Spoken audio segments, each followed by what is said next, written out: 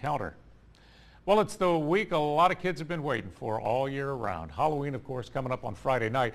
And tonight, some very chilling statistics about who could be keeping an eye on your children when you're not around. And tonight, we're taking a closer look into the scary fact that registered sex offenders are allowed to pass candy out to kids, and the state of Alabama gives them that right.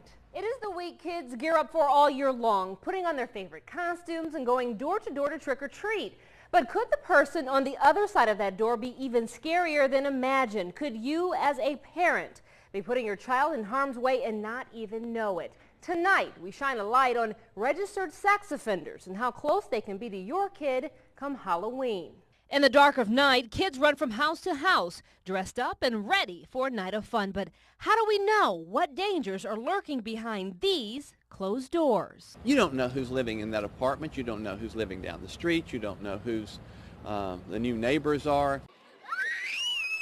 Some of those homeowners could be registered sex offenders living in your neighborhood. And Alabama state law gives them the right to pass out candy to your children. That is awfully scary. I'm a mother of 3 children, and that is awfully scary to think that your child could walk up to a door and trust an adult that they should not be around. Surprisingly, there are no restrictions for the 11,000 registered sex offenders here in the state of Alabama. During Halloween, that means your child could be knocking on the door of one of 1,200 registered sex offenders living right here in our area. The state of Alabama does not have any specific restrictions on sex offenders as far as in some states they have to put a sign up and say, hey, this sex offender lives here, or turn their lights off, or they're not allowed to answer the door. You know, in Alabama, those restrictions are not in place. In the state of California, since 1994, Operation Boo prevents registered sex offenders from participating in Halloween. There is a 5 p.m. to 5 a.m. curfew for offenders. All exterior lights of their home must be shut off.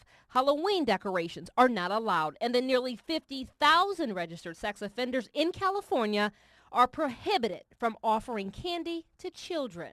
Now, this is the easiest way to check on registered sex offenders where you live.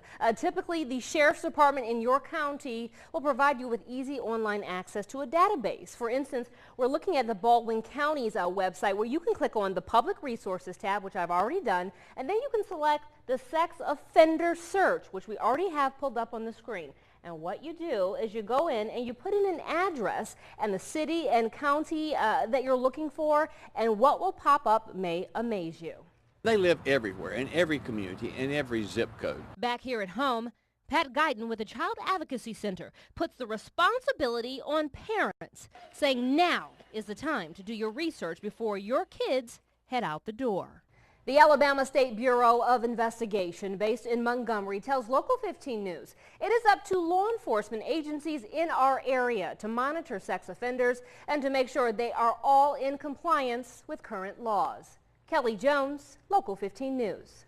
Kelly, thanks. The Centers for Disease Control offers several tips to help keep your children safe this Halloween.